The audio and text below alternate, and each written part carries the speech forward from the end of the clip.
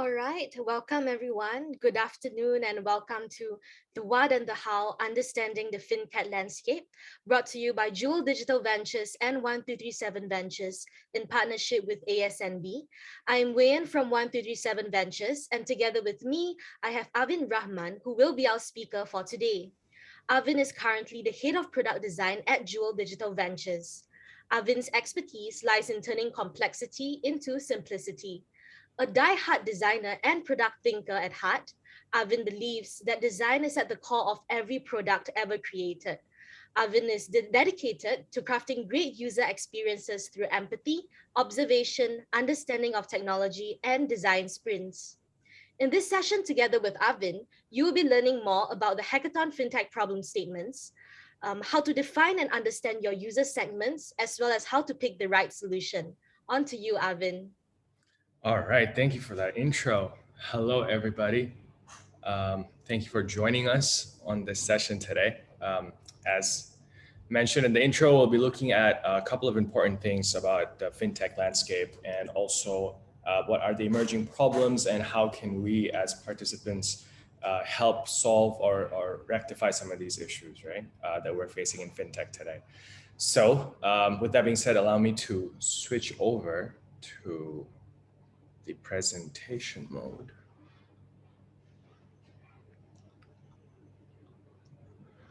All right, without further ado, I assume everyone can see my screen. All right. Cool, are you guys with me? Do we have everyone here? How's everyone feeling? All right. Cool.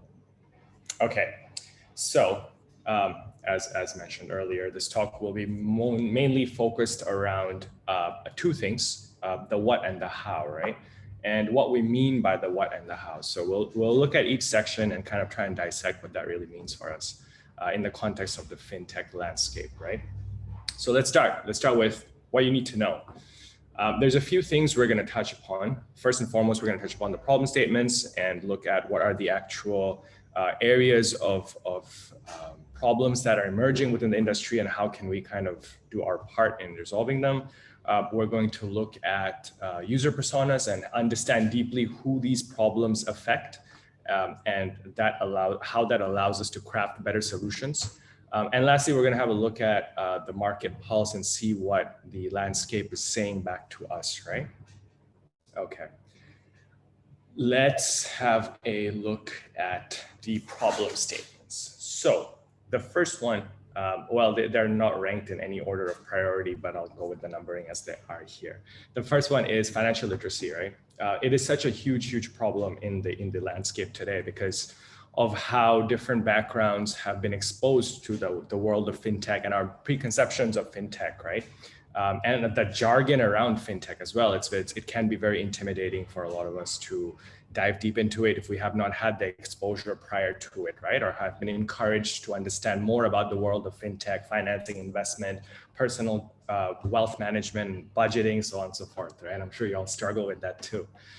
So that's one of our main problem areas, right? It's financial literacy. So the idea is how might we encourage financial skills, including personal financing management, budgeting and investment amongst the Malaysian population, right? That's a huge area that we want to tackle. And there's so many different solutions that can come out of that area once we understand the problem deeper, right? Which we'll get into towards the later end of this session. Okay, moving on from there, we have financial democratization, right? That's a mouthful to say. Essentially, what we are trying to do is make fintech more accessible. Part of the reason why fintech has been such a up-and-comer in the industry of tech is its accessibility of it now, right? Now more than ever, everyone has the ability to sort of access one or the other financial service from their phones, right? It's never been simpler, but also that means there are certain responsibilities we have to make sure that the services are equally democratized and that everyone has access to it at their own pace, at their own level, right? You can see how this kind of all ties in together later, right? So in this case, how might we assist the unserved, such as the B40 or the disabled community, to invest more, to be more interested in fintech, right? And find their product fit with this industry, right? Okay, on that same note, we have financial adoption. So this is quite straightforward. How might we educate users on the availability of investment types, products, and so on to enable and empower them to start their investment journey? Now, these are all interrelated, but the nuances between them are extremely crucial in understanding and crafting a solution that actually works to solve or rectify these issues, right? So we're looking at financial literacy. How do we get more people educated about the world of fintech and the services, and how do we get them to be more mindful of how and they spend their money or save their money or invest their money, right? And then secondly, how do we give access to these financial services to more people, right? And then lastly, how do we get them to adopt these financial services or these tools and these methodologies, right, to enable them to become better at their wealth management, right? So that's one leg of the problem statements. Moving on from there, we have number 4, personalized wealth management. Now, as we go deeper, you can see how more and more niche these problem areas are becoming, right? Now we're talking about wealth management. So how might we support and provide users with personalized wealth management services, right? That's also an area that we see potential growth in, right? Because as these platforms are becoming more and more available, as the adoption of fintech is slowly on the rise, then we start to face a different kind of problem, right? Which is how do we personalize these interactions? Because the way I invest might be different from the way you guys invest, right? And vice versa. And because we have different risk tolerances and expectations, right, of our investment and the services that we interact with. So how do we create something that is personalized, that feels like it's talking directly to me and can assist me in my own investment journeys, right? That's a very important problem statement. From there, we have complementary services. Now, this is a bit more indirect to fintech, right? But there are so many things that accompany and are associated closely with finances and fintech in general, right? So how can we promote financial inclusion through various other products and services that might not be directly related or directly speaking investment language, right, so to speak? So that's a very interesting one if you want to kind of zoom out a bit and see what are the other areas and branches that fintech is collaborating with, and how can we make those branches work with fintech better, right? So, you know, think about things such as gamification or things like other forms of incentives, right, to get people to be interested in taking part in the fintech journey, right, that we're trying to create for everyone. Lastly, how do we reimagine engagement? Now, this is quite interesting because the whole concept of personal wealth creation, right, requires the active participant to be quite mindful, right, quite attentive to the tools around them and the technology that they're using and what all these jargons mean and how do you even get better at it, right? And what are the criteria for you to start investing and looking at personal wealth, right?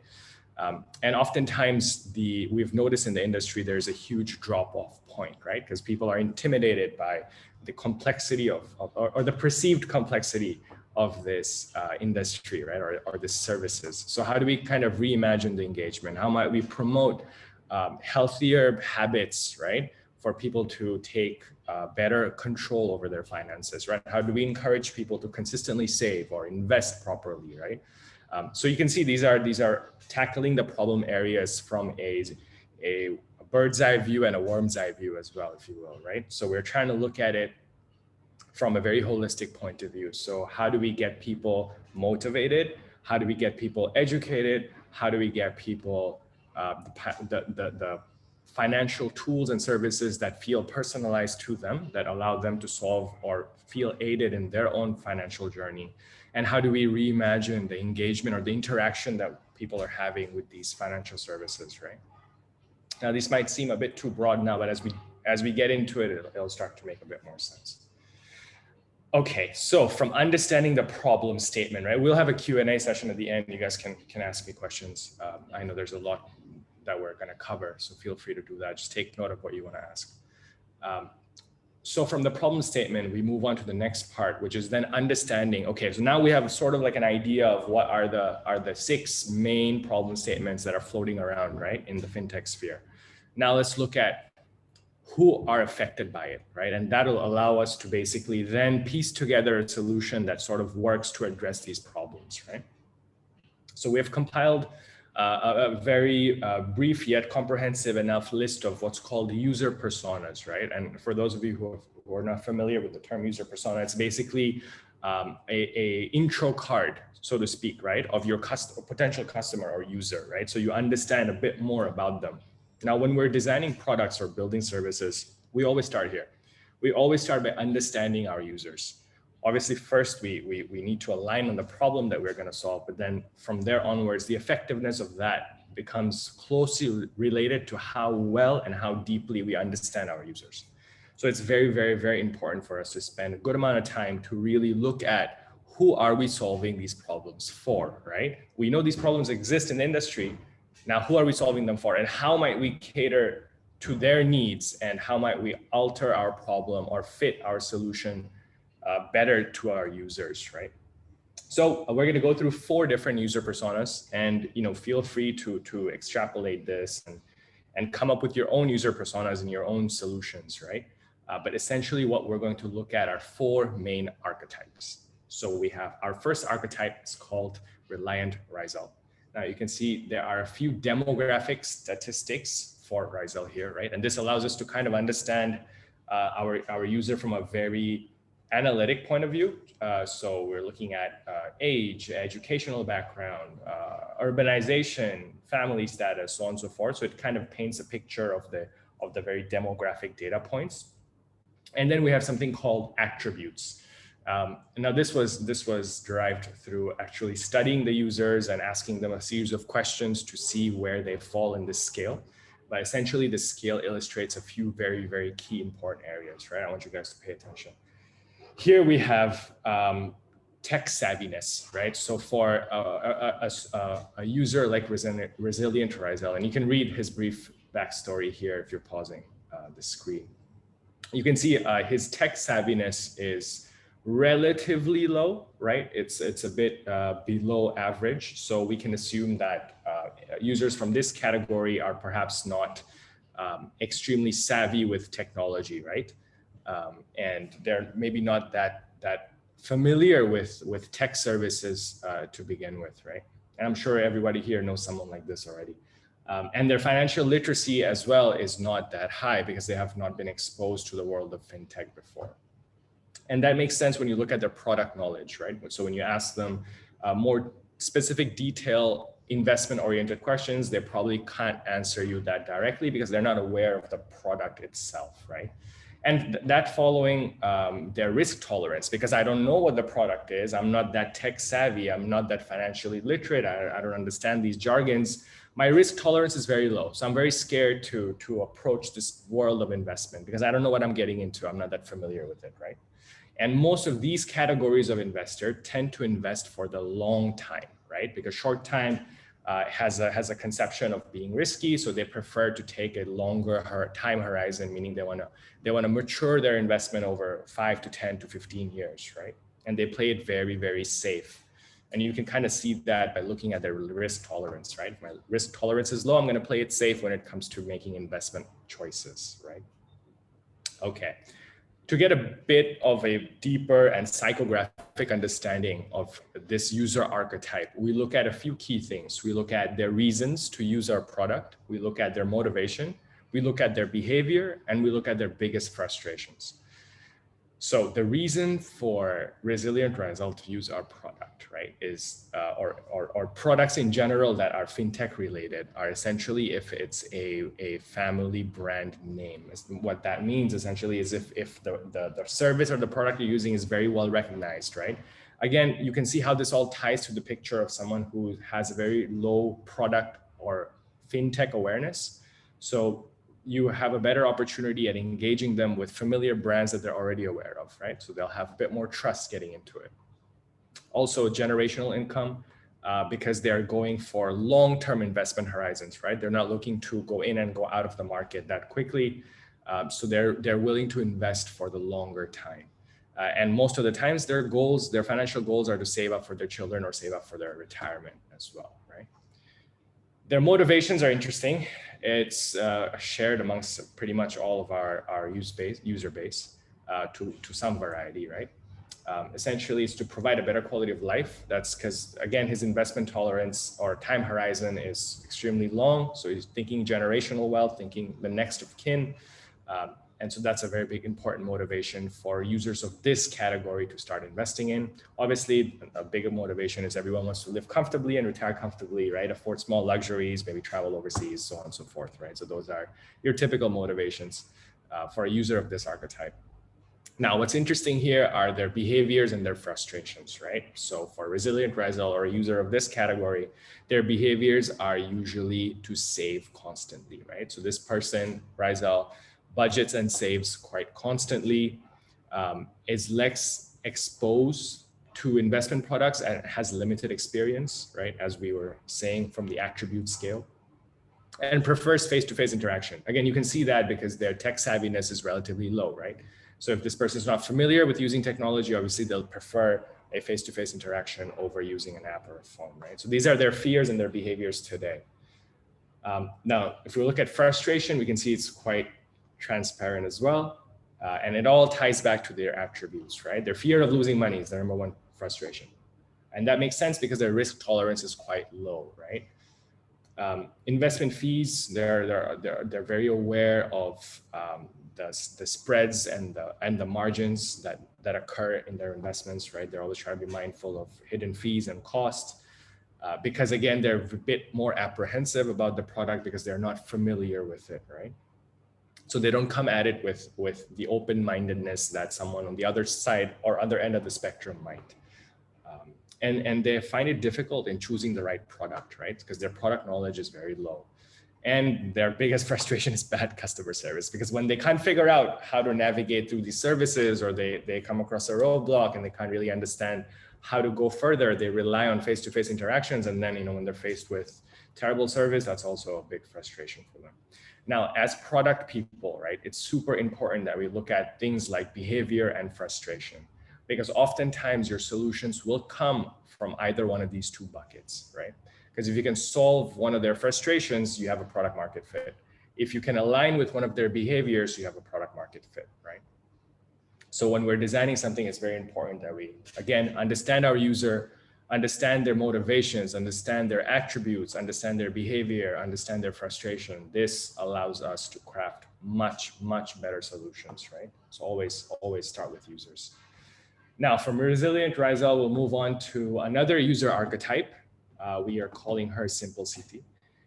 And same, we can see a bit of her demographics as well. She's around 32, educated, lives in a quite urban area, and has a pretty up and coming career as well, right? Now, it's interesting when you look at her attributes, you can see how the user personas or archetypes vary here, right? So we have Simple CT with quite high tech savviness, right? Meaning that this category of users are very active on their phone. They know how to get by technology, right? But their financial literacy is still quite low. They maybe not have been exposed to fintech services or products before, right? They might not know or understand what are all the tools available to them in the fintech sphere. And the same goes for their product knowledge. Same as Resilient Rizal, this category of user, not that familiar with investment products, right? On the other hand, this category of users, this archetype of users, Simple CT, they are quite risk tolerant, meaning that they're more willing to take bigger risks, right? And that is also reflected in the time horizon. If you notice here on the bottom left, the time horizon is pretty average, meaning they're not really going for the long 10, 15-year investment periods. Neither are they going for the 3 months short scheme investment experiences. What they are trying to do is kind of find their own middle ground, right? That fits their personal needs in terms of their time horizon and risk tolerance. So to summarize this real quick, you have Simple CT, whose tech savviness is extremely high, financial literacy is low, product knowledge is next to none, but risk tolerance is significantly higher than the previous user category, Resilient Rizal, right? Now, just to summarize this real quick, so we have quite a bit of ground to cover. You can see that their biggest frustrations are basically unable to make the right decisions because, again, that comes from lack of product knowledge, right? And also lack of financial literacy, right? I don't know much about this industry. I don't know what to choose from or what right decisions to make, right? You can so almost see problems come out from that. Too much hassle of starting investing. It's complicated for a lot of people, right? And they get frustrated when they can't navigate through products that they don't understand. Again, difficulty in finding the right investment plan, and also managing investment is time consuming, right? We can see that she's very focused on her career. This user archetype does not have a lot of time to go and meet someone face to face or consult with a financial advisor to understand, okay, how do I start investing or creating personal wealth, right? It consumes a lot of time, and this archetype does not have that time because they're busy with other parts of their lives, right? Now, behavior-wise, this is quite interesting. They prefer on investing on digital platforms, again, because it's faster and quicker, and their tech savviness is quite high, so they can navigate their way through apps and services, right? They're influenced by friends and family, and to allow them to start investing, you need encouragement and social accountability, so they rely on that as well. They're heavy social media users. I'm sure a lot of us here share the same behavior. And they're cost sensitive when it comes to fee. They're sensitive in terms of how much are they paying for the service versus how much are they paying for the advice, right? So these are important things to keep in mind to understand this category of users. Okay, next we have Techie Tony. He is a very interesting up and coming investor, right? He's quite young, 25 years old, currently doing undergrads, single, lives with parents, in the tech industry himself as well, right? So we can see sort of an image come out when you look at the demographics of Techie Tony, right? And I'm sure you guys can find friends you know that fit into this category as well. Now, his attributes are quite interesting. As someone who's in tech savviness, obviously, for Techie Tony is very high, right? He can navigate through apps, understand how to work a website, and so on and so forth. Financial literacy, again, you can see a pattern by now, is relatively low. And that is also reflected in product knowledge, right? It's relatively low. So it doesn't really understand much about finances or the world of fintech, as well as products that are offered in fintech. But again, risk tolerance, relatively high, right? Techie Tony is a brave one. He's willing to take the risk. And that is clearly reflected on the time horizon, right? So Techie Tony is a great archetype for someone who is risky and wants a quick taste of the returns of the investment world, right? So you're looking at a very short time horizon for Techie Tony. And I'm sure a lot of us here who invest might fall into that same category as well, right? Biggest frustration is lack of knowledge, because there's so much going on. There's so many things to look at. There's so many articles to read. It's hard to keep track of all the moving bits and pieces, right? And that frustrates this archetype as well. And also in terms of lack of discipline in controlling finances and poor app experience in general. Because their tech savviness is so high, they expect so much better when it comes to digital interactions, right? So they're often frustrated when their expectations are not met here. Behavior, primarily invest digitally. Again, up and coming, busy career person, doesn't have a lot of time to talk to people face to face or make an appointment and go over the counter. So they prefer digital investment tools. They're heavily influenced by trend, as a lot of us are. And they're quite impulsive and lack experience in making financial decisions. And that is reflected purely off the demographics and the experience and the attributes that Techie Tony carries, right? He's new to the market. He's heard a lot of hype about maybe crypto or NFTs that are going on these days, right? And he wants to get in on that trend, right? So you have that as a big up and coming category of financial investors that are just coming into the fintech sphere, right? So very good demo to keep in mind as you are picking your problems and crafting your solutions, right? Okay, lastly, we have enthusiast Arvin. That's a mouthful as well. Let's look at his demographics. He's 36 years old, lives in a suburban area, married with 2 kids, an entrepreneur. And his attributes reflect that as well. His tech savviness, incredibly high. He can really get his way around technology.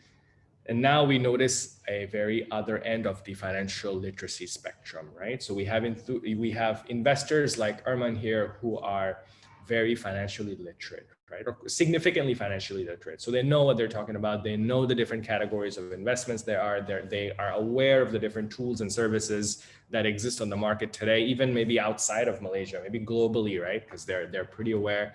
These guys read the news. They're on top of the finance game that's happening now. And they're quite invested in it too. And that is also reflected in their product knowledge, right? They're quite aware of the products that exist in the market.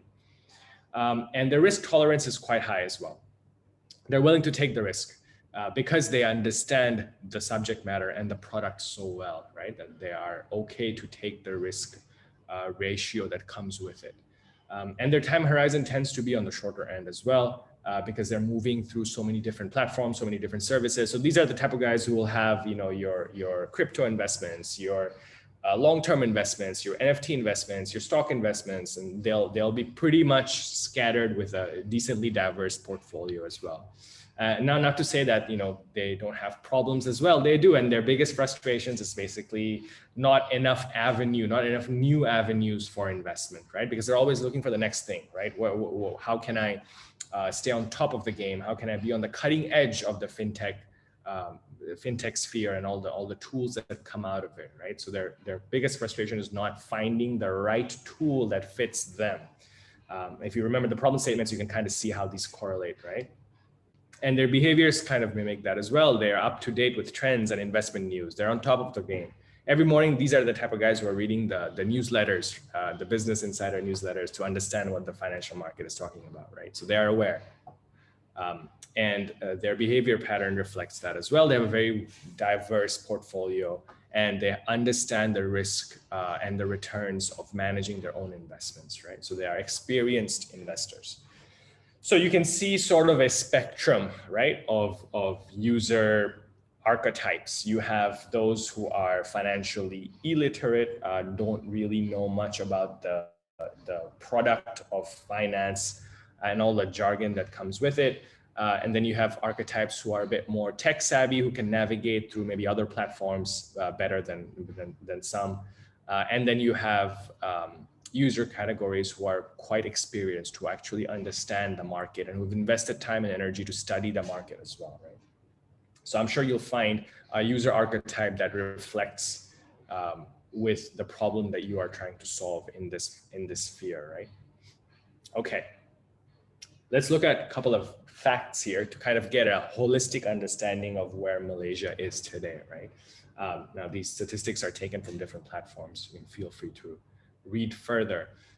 But more than 30% of all Malaysians currently live paycheck to paycheck. Now, that means a lot to us, right, in the fintech industry. Now, if you really understand the depth of this statement, you'll understand where the problem areas lie, right? And feel free to extrapolate that on your own solutions, right?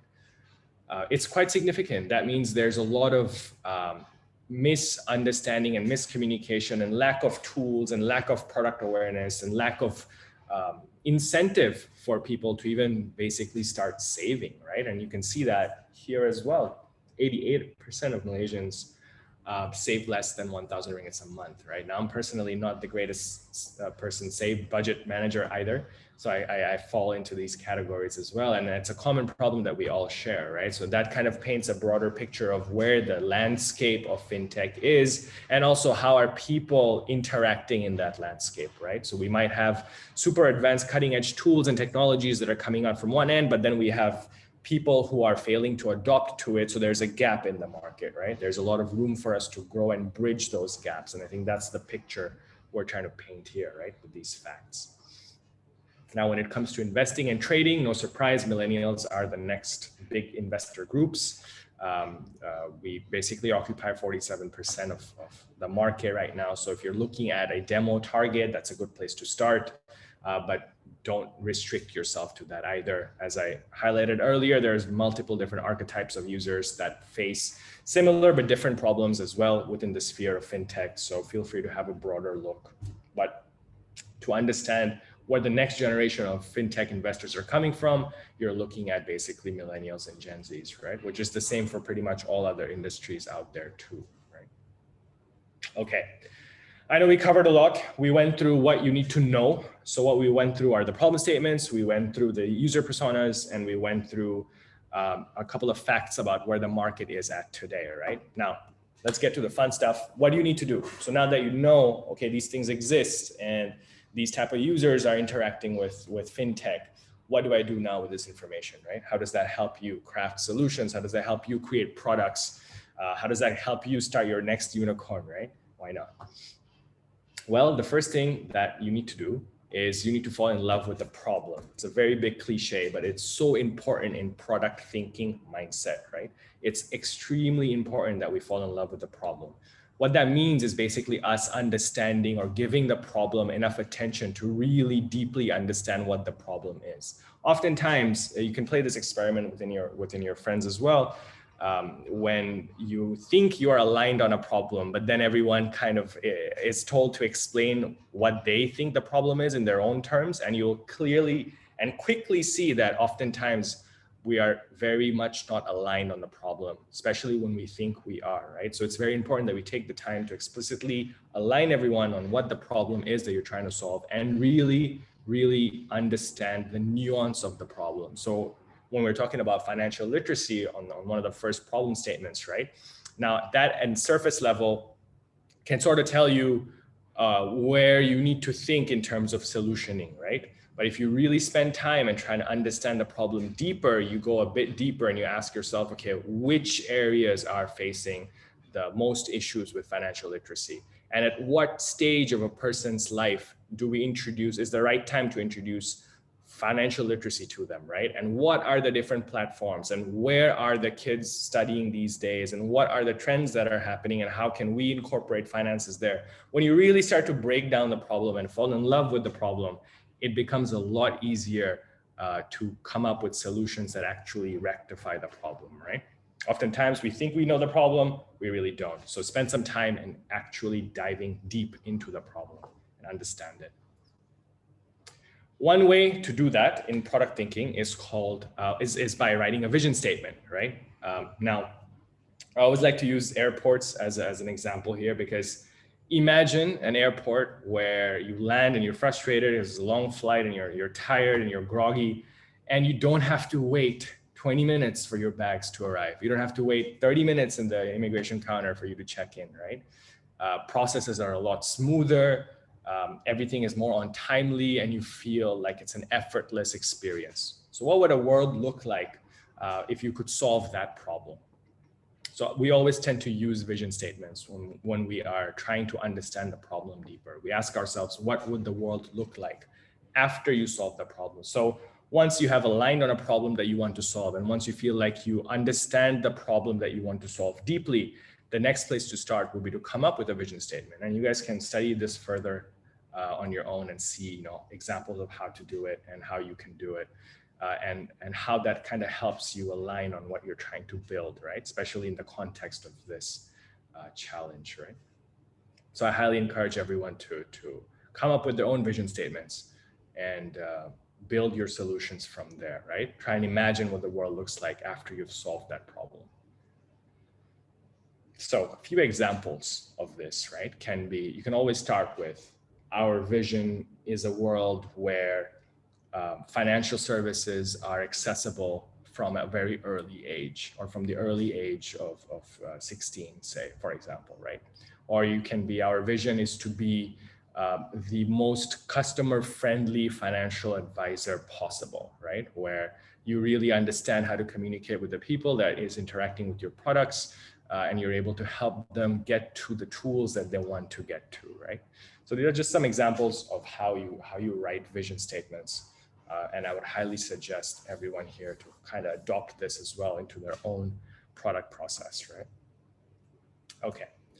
From there, we move on to user segments, right? Again, you understand the problem. Now you look at who are you solving this problem for. Now, earlier we covered our user archetypes, which are super helpful for us to get an idea of what type of people are in the market today. Next is for you to understand what is your target audience, right?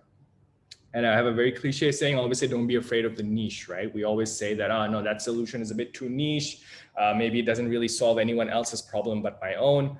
And I am telling you that is what you need to solve, because you'd be surprised if you can solve a problem for yourself or for one particular category of user, of how many of those users you can find, right? It's a lot easier when we're talking about building a solution that works and makes an impact in the market, right? We always tend to go with, oh, this solution's for everybody, right? So if someone asks you, oh, you're building this solution, you're building this product, who are your target audience? And the first instinct comes to your mind and you say, oh, this is for everyone. perhaps it's better to reevaluate that statement, right? Perhaps there's a better way of looking at who am I actually solving this problem for? Who am I actually targeting here? Everyone? What is everyone? Who's everyone, right? So don't be afraid of the niche. There's a lot of people who fall under niche. Yeah, they might be harder to reach, but it's a much easier target for you. So when you're looking at solutions, when you're looking at understanding the problem, do not shy away from the niche. Get into it. Find the niche, find the nuance, right? Define your target, define your user segment. Now, how you can define user segment, there's multiple tools around it, and feel free to investigate after this call and read up further on it. Two of my favorite ways of defining my user segment, right, is empathy mapping. I'm sure some of you are already familiar with these. An empathy map is basically a collaboration tool, right? It's a visualization tool that allows you to ask very, very broad questions to your audience, to your user, and kind of fill in the blanks, right? So we ask, is our user saying? What is our user thinking? What is our user doing? And how does our users feel, right? And this is pretty much the main framework used to build the user persona as well. So I would highly encourage you guys to kind of read up further on this and see how you can incorporate empathy mapping in your solutioning and in your product building process, right? So you understand your users a bit better.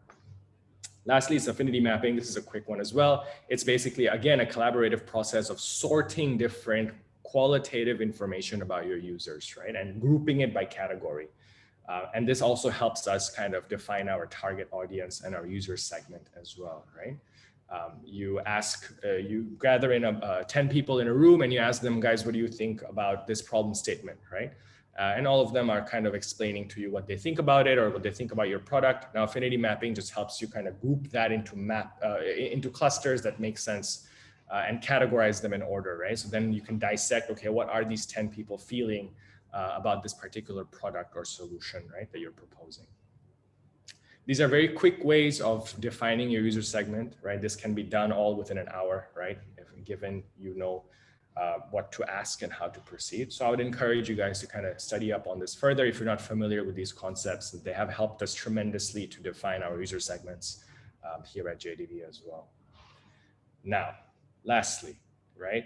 You've understood the problem, you've defined your target segment. Now, how do you know the solution that you're building or you're working on is the right solution? Again, very simple cliche here, but it's true. The right solution is the one that is tested, right? Now, we often tend to go by assumptions a lot in the world of product, right? Especially if you're working on things that are a bit cutting edge that you can't really reference from, right? Not a lot of fintech tools in Malaysia, for example, to reference from, but there are a handful, right?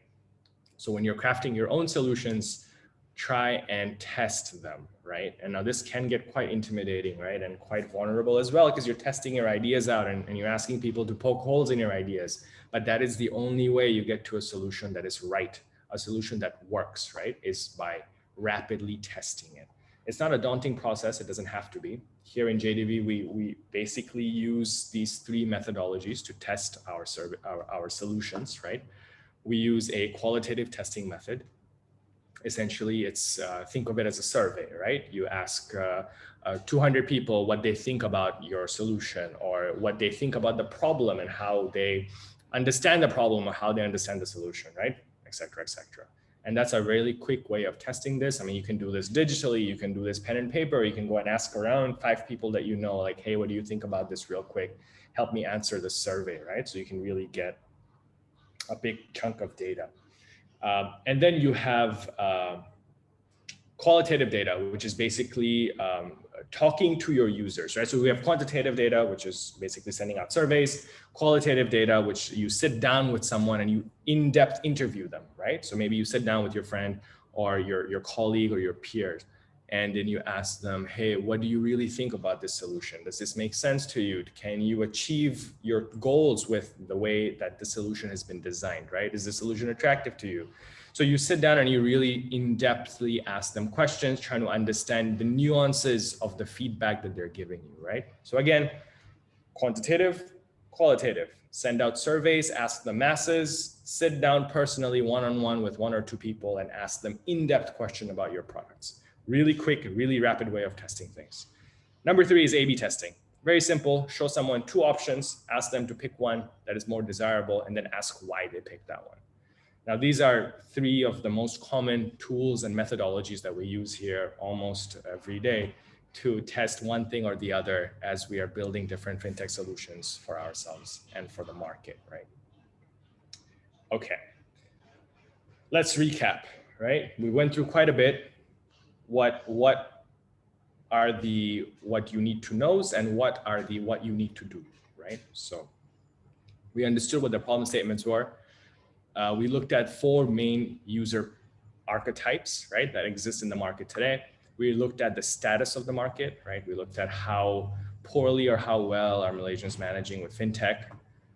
And then we looked at a few things that you need to do, right? So one of the first things you need to do is fall in love with the problem statement. Solutions will come from it. Secondly, you need to define and understand your user segment. This is crucial for you to be able to solve the problem correctly. You need to know who you're solving the problem for. And then lastly, you need to pick the right solution for your problem. And the right solution is, again, through testing, rapid testing and user validation, right? So hopefully now you have a little bit more understanding of what are the problem statements that are plaguing the industry, what are the types of investors that exist, how can you do better in crafting solutions for your defined user segments, and how can you make sure that the solutions you define are actually the correct ones, right? By rapidly testing them. I like to leave you with this quote. It's one of my favorite quotes. Oftentimes when we're building solutions, we don't think about customers. We don't think about end users. We tend to avoid asking ourselves, how will this solution be received? Because we are so invested in creating the solution. So it's a good reminder for us to not find customers for your product, but find products for your customers, right? And what that really means is going the other way and understanding what are the solutions that my customers will like, instead of these are my solutions, let me find customers that like these solutions, right? You get the twist there. Okay, I think we've covered pretty much all that I wanted to share with you guys here. Now I understand there might be a Q&A session, so I'll pass the stage back to weigh in, I guess. Yep, thank you so much for the session, Arvin. I think we have a couple of questions here for you. Yeah. The rest of the audience, feel free to drop your questions in the chat as well as we address the rest. So one question here from Murshidi. Do you have a list of resources where we can do tests on? List of resources. Okay. Essentially, right, the type of testing that we encourage everyone here to get familiar with and do doesn't really require a lot of resources, but yourself, Google Forms, we literally use Google Forms a lot of the times for collecting survey answers. And your biggest resource are your users, right? So the biggest resource that you can have when it comes to testing is actually finding people that are potentially your users, or you can see them benefiting from your solution and just talking to them. Tools are only a means to an end, right? We here don't invest a lot of time in finding the right tool to solve a problem. We tend to be more focused on let's do whatever it needs to kind of get to the end goal. And if you're testing something, your end goal is to get a validation from the user, right? Does this work? Doesn't work? Doesn't matter what tools you use. Sometimes we literally show users sketches that our designers have done to get early and quick feedback on the direction of things. So don't limit yourself with tools. Resources, feel free to use any and all resources that are available to you. Again, some of the ones we use are typically your Google Forms for quantitative research, and then we do user interviews face-to-face over coffee or over Zoom call to get qualitative results as well, right? Now, there are other tools out there if you want to do this in a more grander scheme. There's tools like Heatmap, there's tools like Maze, and they allow you to basically test or A/B test things digitally in a lot more smoother way. But when you're starting off and you want to rapidly test something quick in the context of maybe a hackathon, I would highly recommend you to ditch all the fancy stuff and go show up to people with a pen and paper or your drawings or your sketches and just ask, right? Simply just ask. Yeah. All right, thanks so much for that, Arvin. I hope that answers your question, Murshidi. Next up, we have a question by Jules. could you re-explain problem statement number 6 on how the word gamification fits into your explanation? Yeah, absolutely. So essentially, problem number 6, for those who don't remember, it's basically reimagining engagement, right? So what do we mean, right? So we basically mean, how do we promote a healthier mindset within our users to re-engage with our platform? Now, that should tell you a few things, right? It should tell you that they need to gain value for re-engaging with the platform. So if any of you here are familiar with apps like Duolingo, right? Or Babel or any other apps that you use to learn different languages, they implement a very gamified way of doing things, right? So you have what's called a daily streak, right? I've been learning German for the past year and now I'm on streak 50, right? So I've been doing this for 50 days consecutively. And that has encouraged me to keep engaging with the app every day because I don't want to lose my streak, right? So that's essentially what gamification is. It's coming up with a scheme or coming up with a way to help our users maintain a consistent habit, right? So when you're thinking about reimagining engagement, think about what are the things you can do to incentivize users to form better habits, right? So say what gamification ways can you think of that will encourage a user to, say, invest 50 ringgits a month, right? For example, and consistently too, right? So that's pretty much one of the ways you can look at gamification. Right. Thank you, Arvin, for that. Hope that answers your question, Jules. Another question from Farah. Hi, Arvin. I understand that fintech is one of the tools that allows us to reach out to a wider customer base and include more people. Based on your experience, how have you managed to reach out to customers that aren't as tech savvy and manage their apprehension when it comes to engaging with online financial services? Any success stories that you could share? Yeah, that's a good question, right? Because when when a majority of our users are financially illiterate, right, or not that financially aware, you have to really look at where are they getting their information from, right? Are they getting their information from friends and family? Are they getting their information from TV channels, from radio, from social media, right? And it all kind of goes back to the point of understanding your users, right? And understanding your target audience. What we do, sometimes it's run what's called empathy mapping, as I was sharing earlier. That kind of helps us answer this question for ourselves, where we look at, okay, sure, maybe this person's not that technically savvy, so I probably would have a harder time reaching out to them, on traditional online platforms. Maybe they're not scrolling through social media like everybody else. So how do I engage them? How do I reach out to them, right? And that can be very subjective based on who exactly you're trying to reach out to. So in those cases, again, I would recommend doing something like an empathy map to understand actually where that user is, because the only person who can tell you is the user themselves, right? And that's always a great place to start. For us, we use a lot of mixed media, right? For MySMB, for JDV, we use a little bit of digital media, and we also use a lot of traditional media as well, to kind of reach out to people who are not that digitally savvy, right? So perhaps in your case, it can be, the platforms can vary and the engagement can vary as well. But again, in this case, I would recommend running an empathy map, understanding where those users actually are and where do they spend their time, right? And then showing up in their lives in a helpful way where you can actually help them get to fintech better, right? Hope that makes sense. Right. Thank you, Farah, for that question. Next question from Brian. Can I propose a robo-advisor plan, but the broker is not from Malaysia, but instead from Singapore?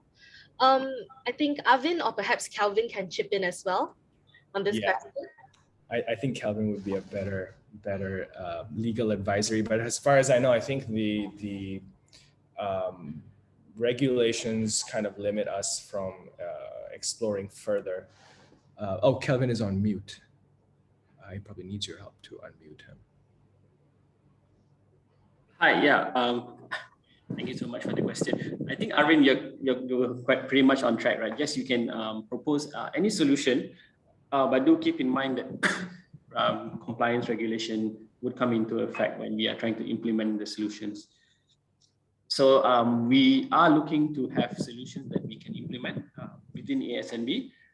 So any suggestion is open, but there are certain aspects that would have to be kept in mind, such as that. All right, thank you so much for that, Calvin. Any further questions from the crowd?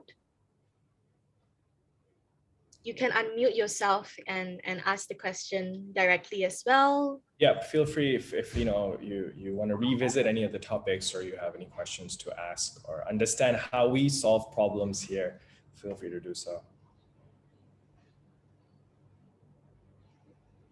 Okay, I think I think there is a question in the form, right? When someone registered, could you guys share a little bit about what is hackathon? What's the expectation? Maybe you can walk through that.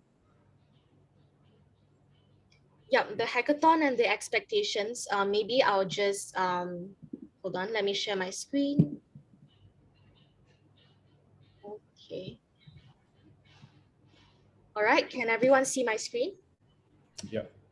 All right, so just to briefly run through all of you through the Hackathon 2022, it is a 3-day hackathon happening from the 14th of October till the 16th of October.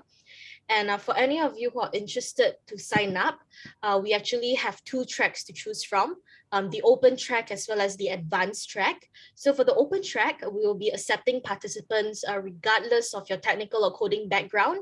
And we are open to all Malaysians as well as non-Malaysians who are currently residing in Malaysia with a valid employment pass and resident pass or student pass. All right. So we welcome all of you to join. For those who are interested to sign up for the advanced track is only available to all Malaysian and international startups. However, you will need to be a registered startup with a valid company registration number in order to be eligible. This is a overview of all the prizes and benefits that are available for both tracks. For the open track, the top 3 teams will be walking away with 10,000 ringgit, 5,000 ringgit, and 3,000 ringgit respectively, with 2 consolation prizes of 1,000 ringgit. As for the advanced track, the top 3 teams will be walking away with 50,000 ringgit, 10,000 ringgit, and 5,000 ringgit, along with 2 consolation prizes of 3,000 ringgit. And you may also be walking away with an implementation grant of 100,000 ringgit for the top 3 teams of the advanced track based on the discretion of the organizers. Shannon, anything to add on? No. Okay. Yes, so if there aren't any more questions from the crowd, I think that was a brief explanation of the Hackathon 2022. If any of you are interested to participate, feel free to head over to hackathon.my. If possible, Shannon, could you send over the link in the chat again? Yep. I think there are 3 questions now. Maybe I'm gonna look at the chat. Okay, let me take a look. Okay, so I think we have a couple of questions perhaps for Arvin to address as well. So another question here from Brian Chu. Can I assume that I can get Malaysia Bursa API and data during proposal? Calvin, would you like to address that?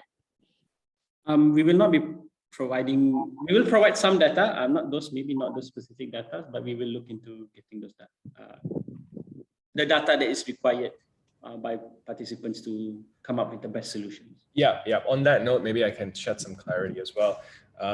In terms of the solutioning, right, that you guys are thinking about, I think the emphasis will not so much be on integrating with existing systems or platforms as much as kind of engaging with the problem statements as they are, right? And in terms of data set, I think this is on a level of still on a level of high level proposals, right? So the expectations here would probably not to be, for the solutions to be fully integrated with a data set.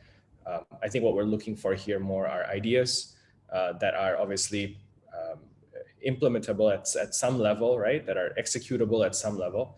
But the emphasis is again on the idea itself and how you see the idea kind of shape the fintech industry and solve the problem that you're aligned on, right? So yeah, that'd be the advice. Thanks so much, Arvin. Another question again from Urshidi. What do you mean by implementing solutions in ASMB? Does that mean suggesting foreign investing platform like Binance isn't allowed? Calvin and Arvin, would you like to address that? Again, we're not saying that it's not allowed. As Arvin said, we're looking for solutions, any solution that can come into, that can be used to solve the problem that we have, right? Interesting. Yeah. There are certain areas that we might not have considered. That's why we're looking to ideas out there by you guys to see. Maybe you're looking at it from a different aspect that we are. So if you are proposing Binance, by all means, if it works, if it's a great solution, we are more than happy to see how it works in our ecosystem and how we can implement it. However, with that said, of course, when it comes to foreign finances or foreign products, there's the issue of compliance and requirements that we will have to look into. But of course, at this stage of the hackathon, maybe it's not something that we could, that you should consider too much. By all means, please provide your solution and we will see how best it can work and how it can be implemented. Good point, Kelvin. Yeah, pretty much the emphasis again is on the solution, is on the idea, right? The executability of that will obviously come into play to see how feasible your solutions are. But it would be quite limiting to start from that angle, right? So again, as Kelvin mentioned, I would also encourage you guys to think on a much more broader spectrum, on a broader scale. And again, look into the problem statements and see which ones you really understand and you really align with, right? Because we want you to, come up with great ideas here that actually change the landscape of fintech here in Malaysia, right? So no point limiting yourselves to technical restraints just yet, or even regulatory restraints just yet, but really fall in love with the problem statements, and I think better solutions will come from there. Thanks so much, Calvin and Arvin. Our next question from Eugene. Is open track ideas focused, or do we need to build an app for scratch? All right, so we have two different outputs for open track as well as advanced track. So for the advanced track, for the startups, you will need to submit a working prototype, right? However, for the open track, we welcome you to submit a PowerPoint presentation deck, as well as some form of mockup via applications such as Figma. So long as you are able to illustrate some form of user flow, you don't need to build an app from scratch if you are signing up for the open track. Hope that answers your question, Eugene. We have a final question from AD, whether there are certain APIs that needs to be used. I think this was previously addressed by Arvin already. Yeah, no certain APIs that need to be used. Perhaps if your solution requires certain data sets, maybe that's something we can look into as well, and we are going to be providing you guys with enough resources to execute on the problem statements given, but there are no specific APIs. No.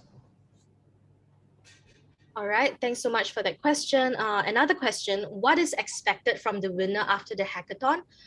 Continuation of the product.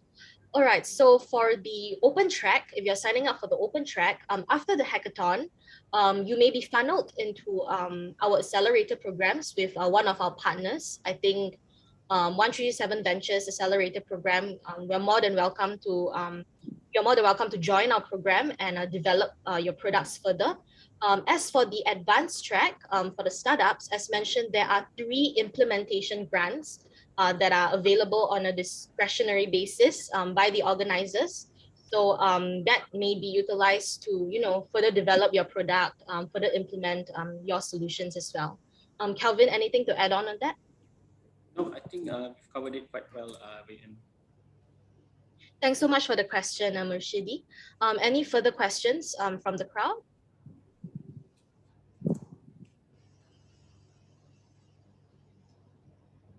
Okay, Kajun says, I have a team of 2 people. Can I find a third teammate in the team formation session in day 1? So the team formation session is actually only available for individuals to form team members.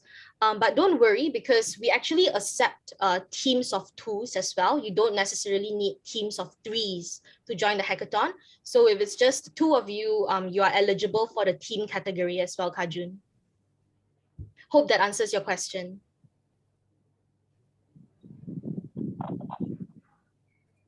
Yeah, I can notice a lot of questions about the hackathon and some rules and regulations against it. You guys can check out the website. I think a lot of the FAQs are answered there, as well as the problem statements are up on the website as well. So you can spend some time kind of reading up on it if you're interested. and that can get the gears rolling right in your head in terms of understanding it.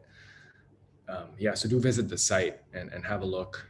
I think you'll find some resources there that you might need for this competition. Yep, definitely. You can scan the QR code here on the screen to head to the website, or just head on to hackathon.my to find out more information. Registration actually closes in 4 days. So do hurry up to submit your registrations for the hackathon. And we hope to see you there. And I think that's it for today.